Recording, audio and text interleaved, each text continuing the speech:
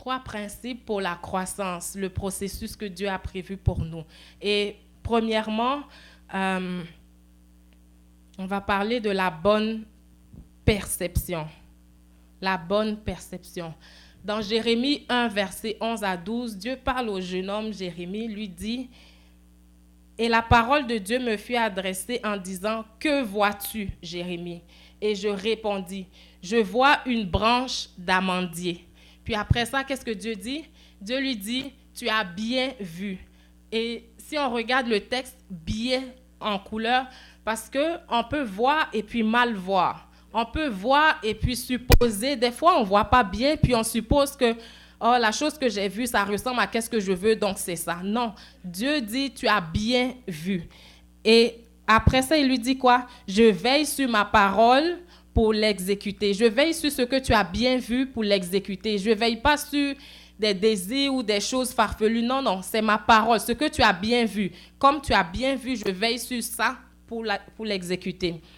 Et quand Jérémie commence à lui parler, il dit, mais là, tu vois, je suis un jeune homme, je ne sais pas trop parler, comment tout ce que tu me dis, ça va arriver? Puis Dieu lui dit, je t'ai appelé. Donc, nous, en tant que chrétiens, pendant qu'on est dans ce processus-là pour croître, on veut s'assurer de bien voir. Et dans la vie, il n'y a rien de pire quand il pleut et que ton windshield, c'est windshield? Les wipers ne marchent pas. Tes wipers ne marchent pas, là, il n'y a personne qui bouge. N'est-ce pas? Parce qu'on veut bien voir. On ne veut pas s'aventurer dans un domaine qu'on ne connaît pas, qu'on n'a rien vu, et puis où c'est flou. Donc, la bonne perception nous donne bien voir selon Dieu. Dieu veut qu'on voit selon lui. Si on veut définir c'est quoi la bonne perception, c'est prendre conscience par les sens. C'est voir, entendre, goûter, sentir, c'est assimilé par l'esprit. Et il faut comprendre que chaque fois que nos sens sont impliqués, il y a une probabilité d'erreur. C'est pourquoi on veut s'assurer de bien voir. Quand Dieu dit à Jérémie, tu as bien vu, il dit, tu as vu comme je vois. Parce que des fois, on peut voir comme on veut, et puis il y a qu'est-ce que Dieu voit. Et vraiment, je sais que l'année est déjà beaucoup avancée. On est en avril ou en mai, dépendamment de comment on voit les choses. Et c'est déjà presque la moitié de l'année, mais ce n'est pas grave. C'est jamais trop tard de bien voir. Parce qu'on préfère mieux voir, bien voir pour se rendre à destination, plutôt que d'assumer des choses et puis aller en cours de route, on a des accidents. C'est bon? Donc, la réalité qui est devant nous, en fait, est définie par notre état d'esprit, de comment on voit, comment on perçoit les choses. Et des fois, deux personnes peuvent passer par la même situation. Il y a quelqu'un qui va trouver que c'est la fin du monde, puis l'autre va dire, oh, c'est juste une étape, c'est une saison, c'est quelque chose comme d'autres. Ça va passer. Ça va bien aller. On se souvient, hein, ça va bien aller. Aujourd'hui, c'est comme, ça fait 3 ans en arrière. On est passé à travers. C'est bon? Il y a des gens qui ne se sont pas relevés de ça. Donc, ça dépend de comment tu vois la situation qui est en face de toi. Et nous, ayant l'Esprit de Dieu, on veut s'assurer que, Seigneur, donne-moi de voir comme tu vois. Seigneur, je veux être dans la bonne perspective. Je veux marcher selon le chemin que tu traces devant moi. Je veux aller dans tes voies. Et j'ai raconté plusieurs fois ici, en tout cas pour ceux qui connaissent, que moi, j'étais sur le bien-être, le BS, c'est ça, BS qu'on appelle. J'étais sur le BS il y a des années. Puis je vous dis, juste d'entendre $100, ça m'impressionnait, je shakeais, juste $100. Mais aujourd'hui, par la grâce de Dieu, $100, c'est la monnaie. Amen. C'est vraiment de la monnaie. Et la même chose pour nous. Des fois, on a passé à travers des choses, on pensait que ça allait nous tuer. Puis aujourd'hui, on est rendu que ça ne fait plus rien. Amen. Donc, c'est d'évoluer, de grandir, de regarder les choses d'une autre manière, comme Dieu voit. Aujourd'hui, on peut être en train de vivre la réponse, l'exaucement d'un sujet de prière, puis parce qu'on ne le voit pas comme Dieu voit, on est en train de se plaindre dedans. Des fois, c'est ça. On se dit, « Ah, Seigneur, Sors-moi de là, sors-moi de là. Mais pourtant, ça fait quelques mois que tu priais pour une situation exactement comme ça. Mais est-ce que tu vois comme Dieu voit? Est-ce que tu vois comme Dieu voit? On connaît des ministères. Moi, je connais des ministères, des choses, des missions qui sont nées, des gens qui sont partis qui ont commencé un ministère à cause de situations qu'ils ont vécues. Je connais des femmes dans le monde entier qui commencent à influencer le monde, qui influencent des femmes, des entreprises, juste parce qu'elles ont traversé des situations. Puis, dans ce processus-là, Dieu leur a montré des choses. Elles ont orienté, aligné leur perception, leur vision selon Dieu. Puis, boum, aujourd'hui, c'est la bénédiction, c'est la solution de d'autres personnes. Donc, nous, ensemble, si on veut croître, c'est bon de voir selon Dieu. Et il n'y a pas de petite situation, il n'y a pas de grosse situation. C'est comment on voit et Dieu nous sort de là. Dieu nous donne un message à travers cela. C'est bon? Ce qui m'amène à mon deuxième point. On se souvient de la veuve dans le livre de 2 Rois où Élisée lui a dit va chercher des vases, l'huile a été multipliée et tout ça. On est des étudiants de la Bible, on se souvient de ça. Et cette madame-là, si on se rappelle de l'histoire, le prophète, il lui a rien donné. Il lui a pas donné d'argent, il lui a pas donné d'huile, il n'a pas donné de vase, mais il a aidé la madame à voir. Elle est venue lui dire, écoute, ça va mal, ton serviteur, le prophète est décédé, il a laissé des dettes, donc c'est fini pour moi et mon enfant. Il dit, non, non. D'après la parole de Dieu, dans Proverbe 21:20, ça dit quoi?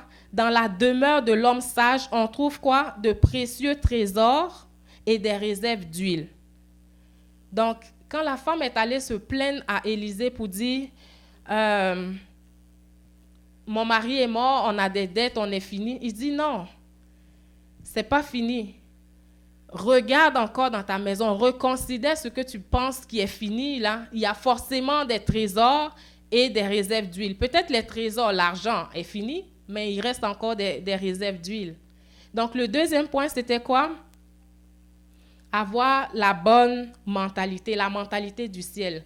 Dieu ne peut pas nous aujourd'hui, 2024, chrétiens, nous donner des trésors, des réserves d'huile, et puis on voit ça comme rien.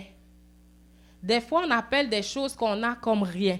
Et cette dame, si on lit dans 2 Rois 4, 23, Élisée lui demande, « Que puis-je faire pour toi? Dis-moi ce que tu as dans ta maison. » Qu'est-ce que tu as dans ta maison? Qu'est-ce qu'on a dans nos maisons?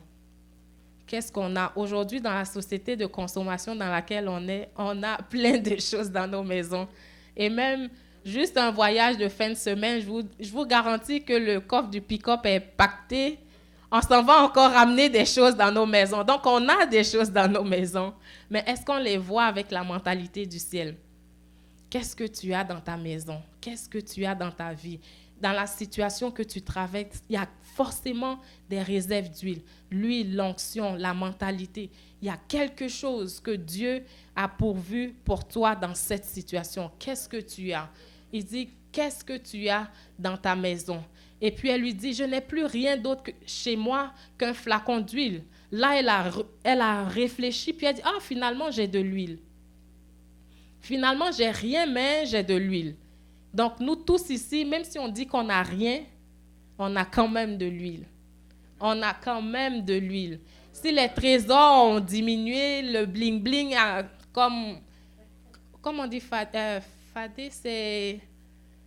c'est comment on dit, quelqu'un dit c'est terni, merci. Même si le bling-bling, le brillant a terni un petit peu, il y a quand même des réserves d'huile. Parce que les réserves d'huile ne manquent pas dans la maison du juste. Et nous tous ici, nous sommes des justes. Il lui dit, va emprunter chez tous tes voisins autant de récipients vides que tu pourras. Et ça parle de notre mentalité. Son huile, c'était sa mentalité. Va emprunter. Pendant qu'il te reste encore quelque chose là, va emprunter. Élargis l'espace de ta tente. Va emprunter les vases autour. Ajoute des compétences à ce qui te reste. Ce don de chant là, le don de ministère, d'intercession, le don que Dieu a donné, l'onction, l'huile qui est là, tu ne peux pas la laisser petite comme ça. Ajoute des vases. Va les chercher. Et ce texte, je vous dis, je l'aime. Je l'ai plusieurs fois lu depuis des années. Et chaque fois que je le revisite, je comprends une nouvelle chose. Ça peut vouloir dire, va chercher les sujets d'intercession. Amène-les, ferme la porte en arrière. On n'a pas besoin que les gens viennent voir ce qui se passe dans le secret. Va, emprunte des vases, pas un petit nombre. Amen. Pas un petit nombre. Parce que Dieu ne veut pas que tu sois là avec juste une petite mentalité. Dieu ne veut pas que tu penses juste à Metabetchouan. Que tu penses juste à Alma. Va étends. Cherche-en des vases. Amène-en des vases. Y a-t-il des vases quelque part? Amène-en. Amène-en. Aujourd'hui, Dieu t'a donné la capacité de prier et puis se passe des choses. Tu ne laisses pas ça là. Non, non, non. Tu vas emprunter des vases. Seigneur, qu'est-ce que je peux ajouter à ça? Le prophétique, ok, je vais prophétiser. Seigneur, qu'est-ce que je peux ajouter? L'administration. Si tu sais faire quelque chose, ajoute, emprunte des vases. Va chercher. Amen. Moi, je suis bénie. Écoutez, les vases, nommez-les, j'en ramasse et puis je dis, Seigneur, je ne veux pas rester là. Je ne vois pas Metabetchouan seulement. Je ne vois pas Québec seulement. Je vois les nations. Étends l'espace de ta tente. Étends. Est-ce qu'on peut étendre ce matin? Alléluia. Est-ce qu'on peut étendre ce matin? Des fois, le trésor peut... On dit, oh, le compte en banque qui fait pitié, il a besoin qu'on lui impose les mains. Mais ce n'est pas grave. Le trésor, la réserve d'huile est encore là. Même si le flacon, le filet est mince, c'est encore de l'huile.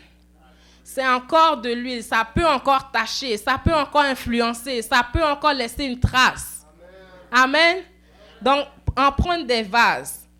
Emprunte des vases. La taille de l'huile, c'était la description de sa mentalité. Elle voyait juste son enfant et sa maison. Alors que tout Israël était dans la famine, les gens avaient besoin de la solution. Quand elle a emprunté des vases, elle a fermé la porte, l'huile a coulé. L'huile a coulé. Elle a développé. Elle est devenue une femme d'affaires. Pendant que Israël attendait une solution, cette solution-là restait dans la maison d'une veuve, dans un petit flacon. Come on, imagine. Je ne savais pas que c'était ouvert. C'est bon.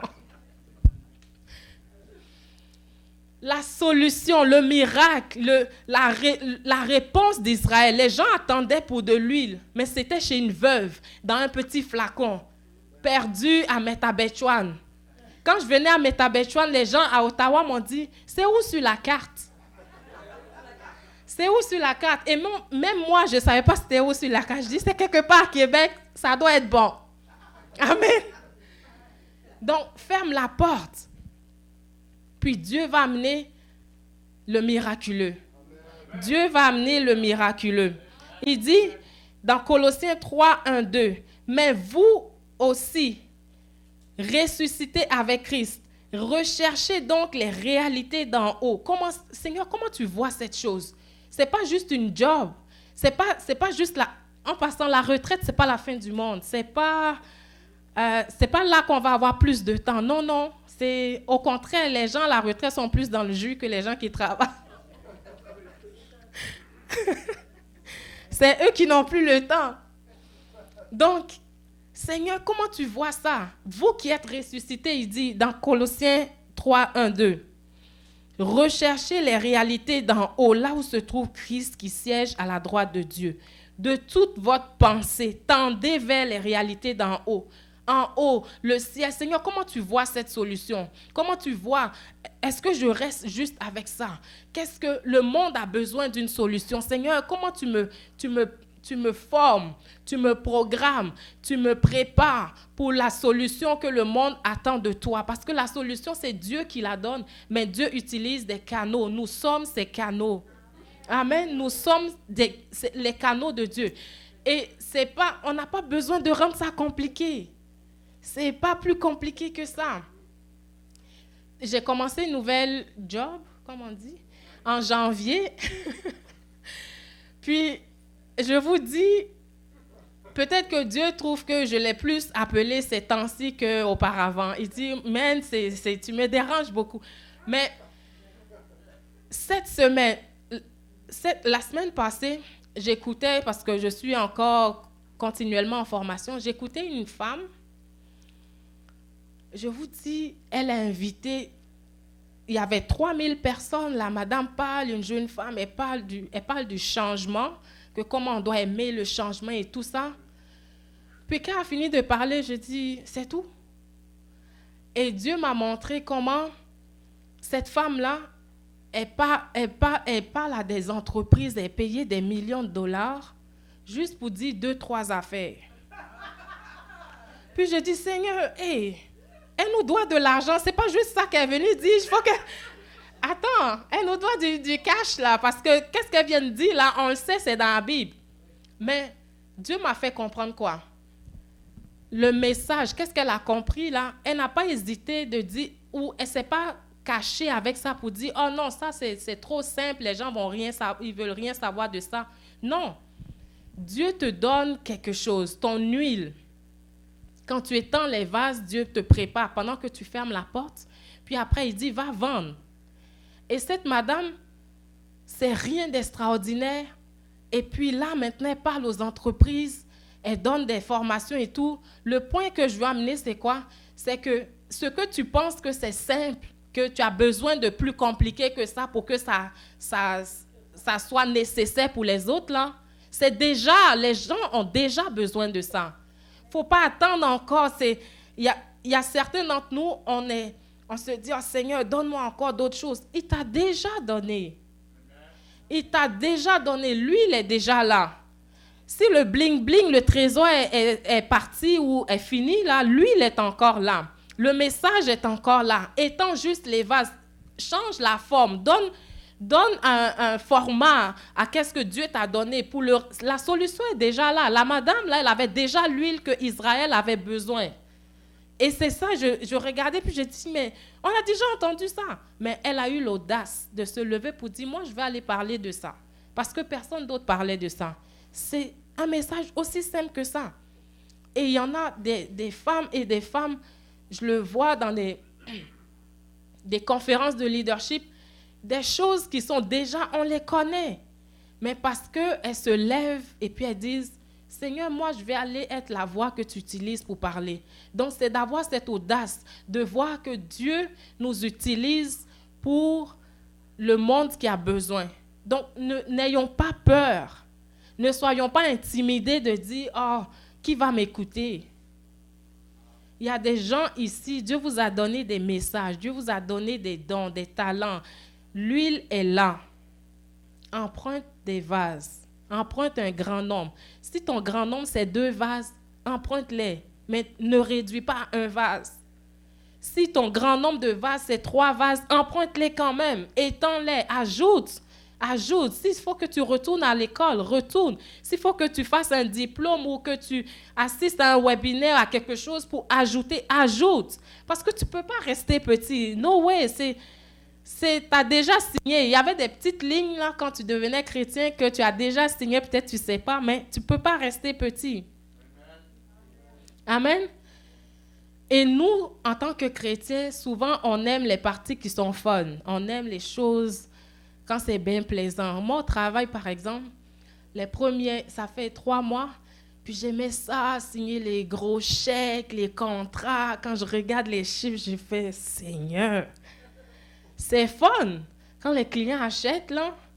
Puis, la première fois qu'il y a eu une réclamation client de 67 000 que je devais signer, j'ai fait « Non, je n'étais pas là quand vous avez signé ça.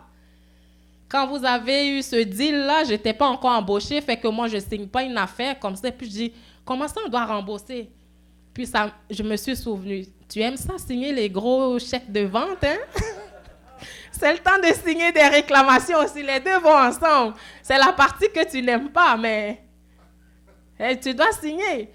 Donc, il y a des parties plaisantes dans le processus.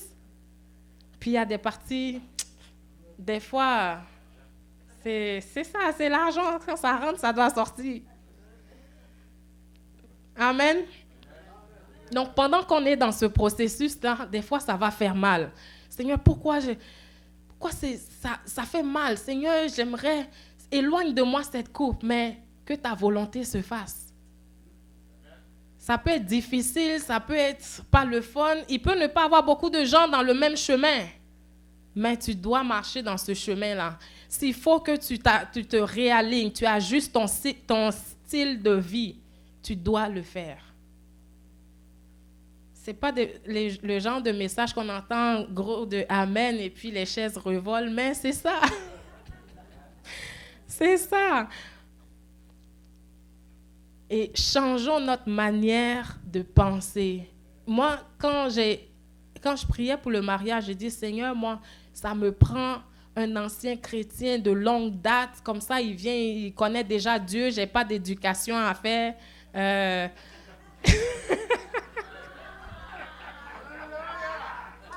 Alléluia, alléluia.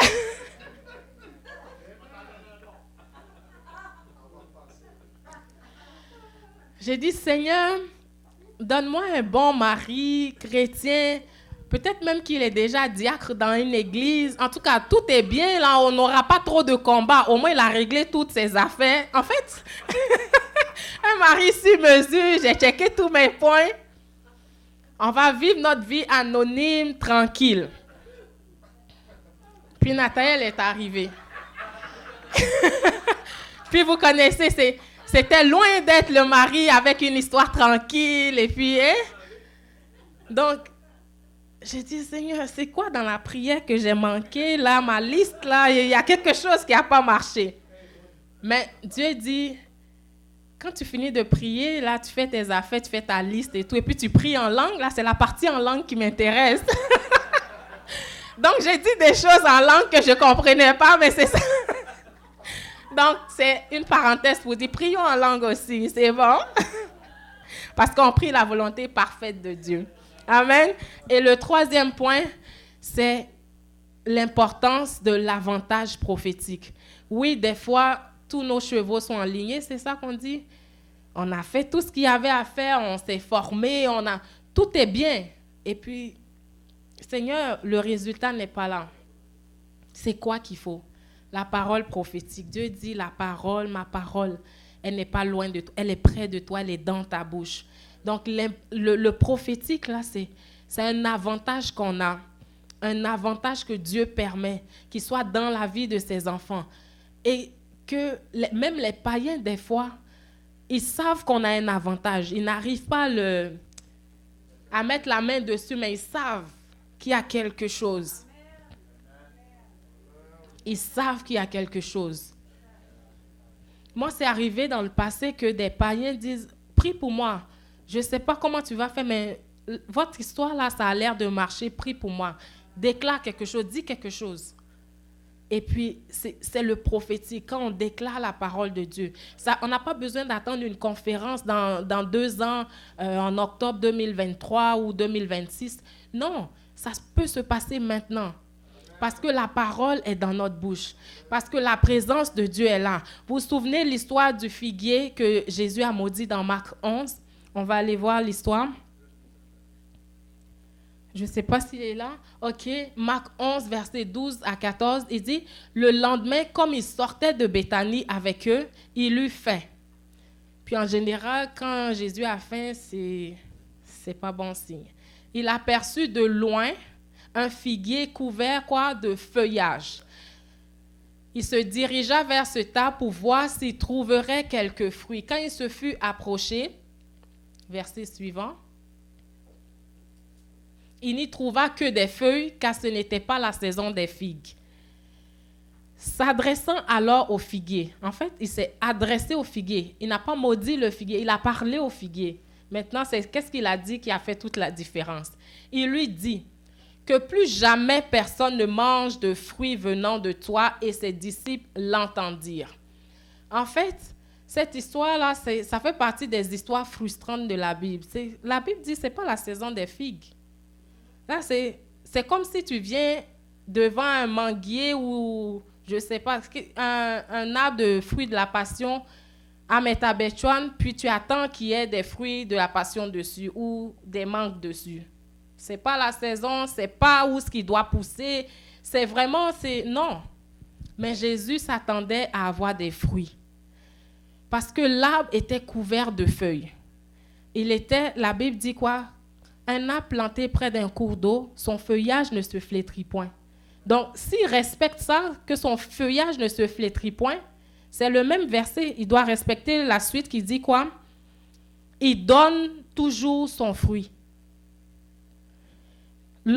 Quand revient la saison, son feuillage est toujours couvert de fruits. Tout ce qu'il fait lui réussit. Donc, l'arbre est en train de narguer Jésus pour dire, « Hey, passe par ici, là, j'ai des feuilles, viens voir, viens voir. » Mais il ne savait pas que quand Jésus arrive, là, il ne s'attend pas juste à des feuilles.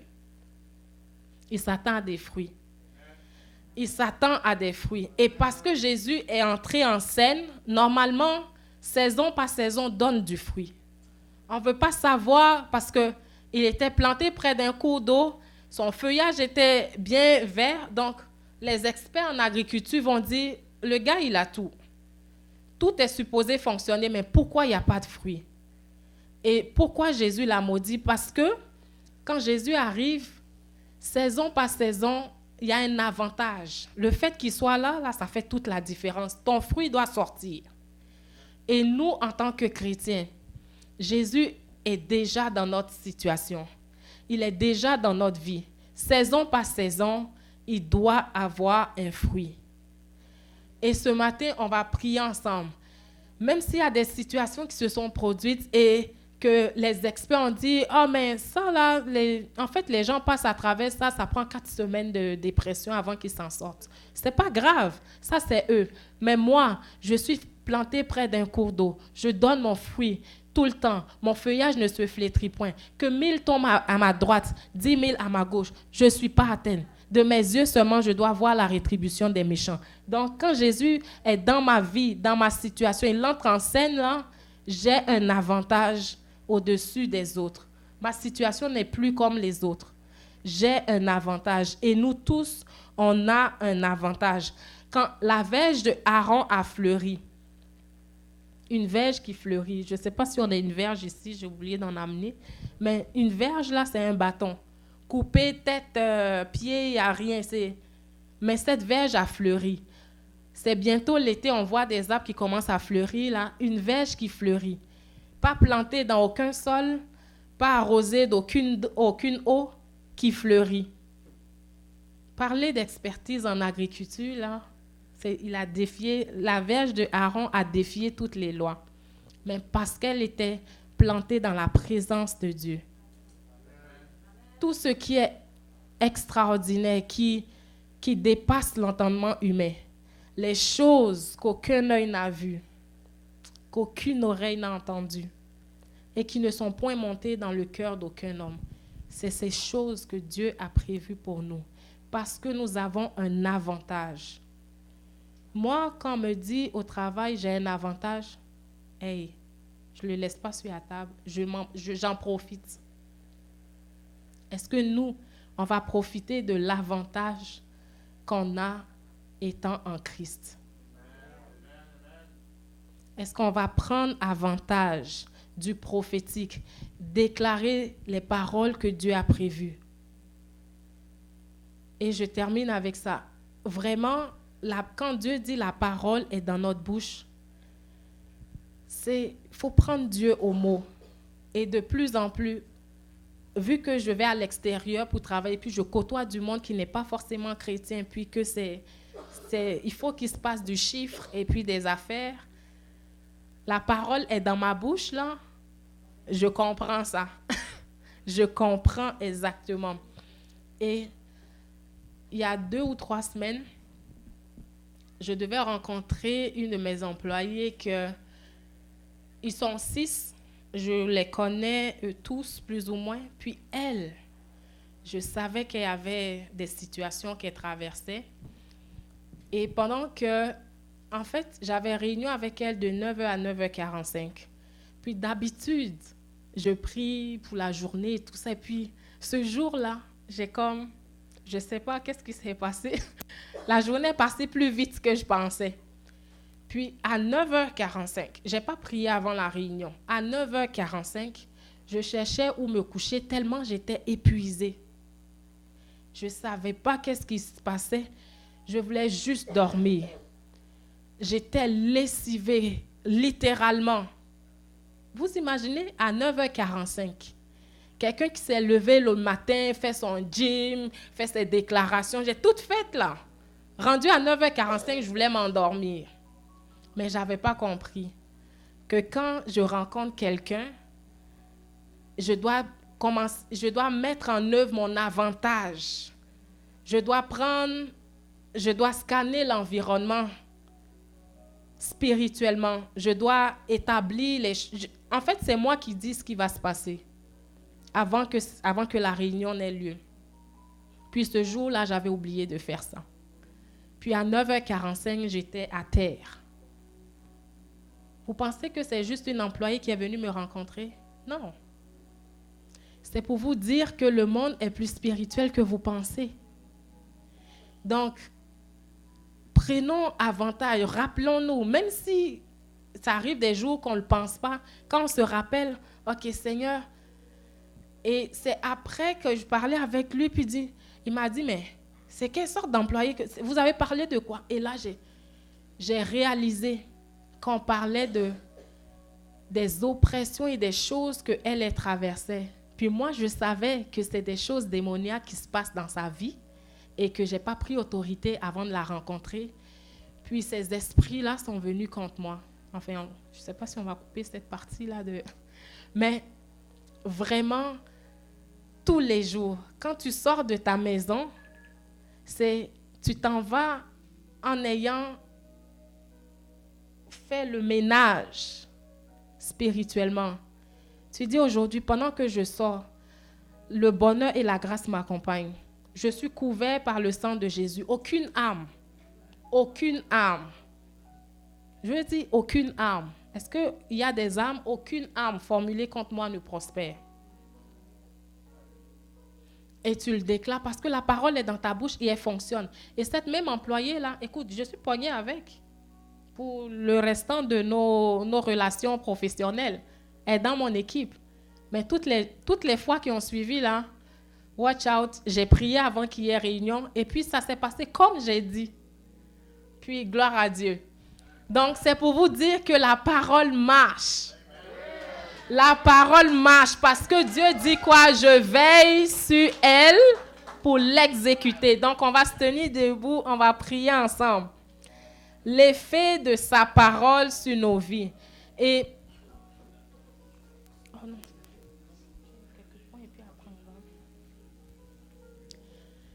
ce matin, on va prier vraiment.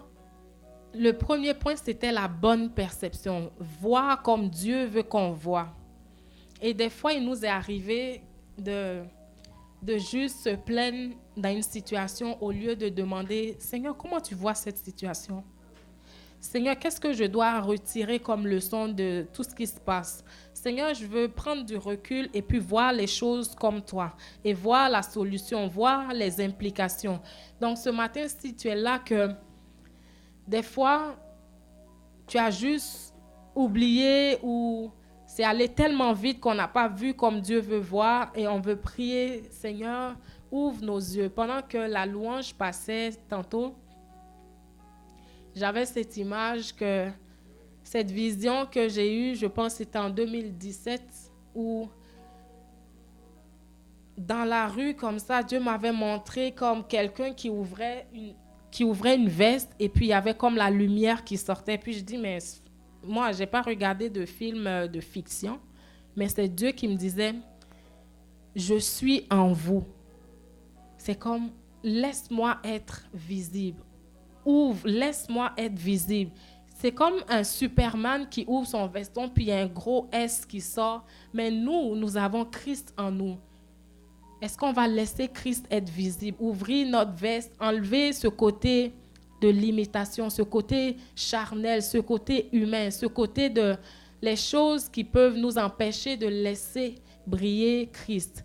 Et ce matin, j'avais exactement cette vision. Puis je dis, ah Seigneur. Et Dieu veut nous dire, vraiment, je le ressentais très fort dans mon cœur, qu'il y a des gens qui ont juste mis leur veston d'humain, fermé tous les boutons, et puis, Seigneur, où est-ce que tu es? Il dit, je suis là. Est-ce que tu vas me laisser être visible dans cette situation? Dieu est déjà en nous. Dieu est en nous. La parole est dans notre bouche. La parole qui renverse les situations.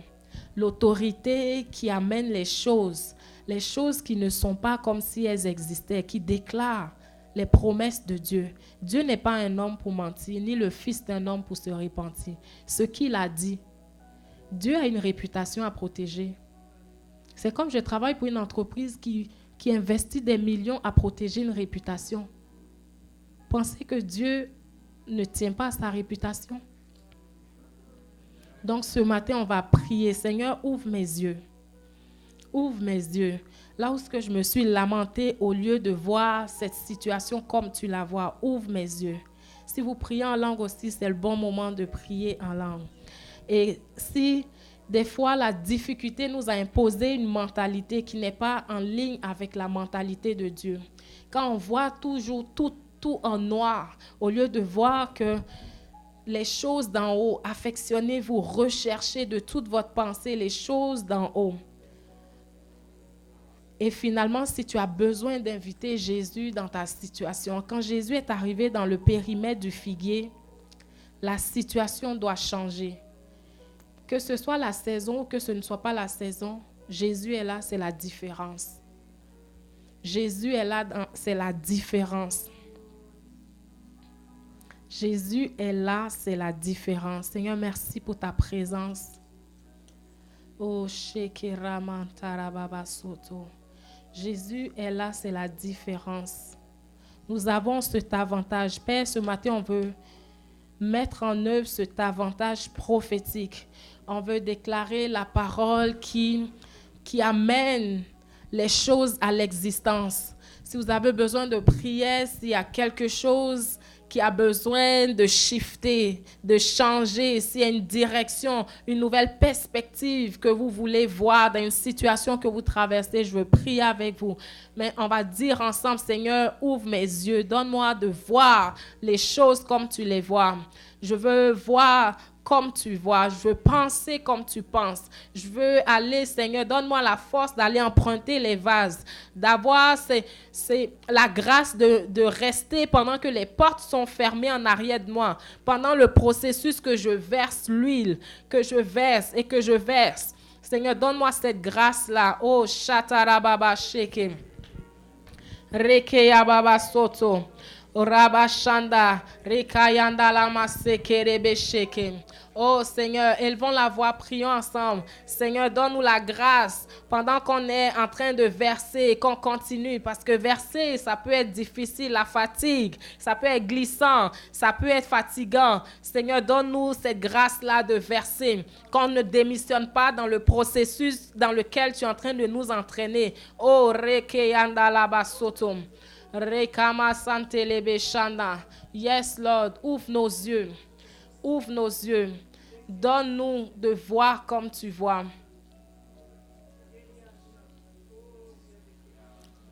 Alléluia. Si tu veux voir comme Dieu voit, ce matin, je veux prier avec toi. Faites un pas de foi. Avancez, on va prier ensemble pour quelle que soit la situation. Seigneur, merci parce que tu ouvres nos yeux. Alléluia. Alléluia. Merci Seigneur. Rabba shekere kayanta laba soto. Rabba sante rebe shende ki alaba soto. Oh, alléluia. Keranda yaba soto lobo sheke. Quand les combats s'intensifient dans tes pensées, Oh, alléluia, déclare dans le nom de Jésus, j'amène toutes ces pensées captives à l'obéissance de Christ. Là où ce que les pensées se bousculent pour t'entraîner dans les choses qui ne viennent pas de Dieu. Ce matin, on prend autorité sur toute forme d'armes, les armes mentales que l'ennemi envoie contre vous. Ce matin, on annule ces pensées dans le nom de Jésus. On déclare qu'elles s'alignent maintenant. Elles obéissent à la voix de Dieu. Et katayadaba soto. Oh rabashanda lama sekerebe shikayanda. Oh, alléluia. Merci Seigneur. On parle à tout nuage de ténèbres dans la vie de qui que ce soit. Rabashanda laba soto. Shekerianda la mama soto. Au nom de Jésus. Rekaya santelebe shanda yaka. Rekaya setelebe shanda. Au nom de Jésus, on commande à tout plan de l'ennemi, tout assaut maintenant contre sa vie. Tu lâches ton emprise maintenant. Rekaya santelebe shekeyata la baba. Oh, shekeyanda. Rekemanta la basoto. Comment les autres ont pris. Rekemanta. Commençons à déclarer dans ces situations que l'Éternel n'a pas dit son dernier mot. On appelle que la lumière soit. Que la lumière soit. Yes, Lord, au nom de Jésus. On commande que la lumière soit. Que les ennemis qui sont assemblés contre nous maintenant soient dispersés dans le nom de Jésus. Oh, Sheke Rakayaba Masoto. Au nom de Jésus, on parle à toute situation qui ne confesse pas le nom de Dieu. Maintenant, on commande que la lumière soit. Que la lumière soit. Maintenant, au nom de Jésus. Rakaya Santelebe Sheke. Rende Kesiki Yababa. Shata la baba soto. Oh, Shineke Santa la Sheke. On parle à ses os. On parle à son corps maintenant de la tête aux pieds. Maintenant, vous vous enlignez selon la parole de Dieu. Toute limitation maintenant physique et mentale, vous déguerpissez. Give way maintenant au nom de Jésus. Rakayat Satayada maintenant. Oh Shatayadaba au nom de Jésus. On appelle le plan de Dieu maintenant, le plan de Dieu parfait. Yes Lord, yes Lord, yes Lord. Le plan de Dieu rabachete au nom de Jésus. On commande maintenant le changement divin, le changement divin. On déclare l'ordre divin maintenant. L'ordre divin, l'ordre divin. On refuse le statu quo, on refuse le statu quo. Maintenant, changement, changement. Dieu est dans la place maintenant. Les statu quo doivent quitter au nom de Jésus. Saison par saison. Rakata yadaba soto. Ye soto le machanda.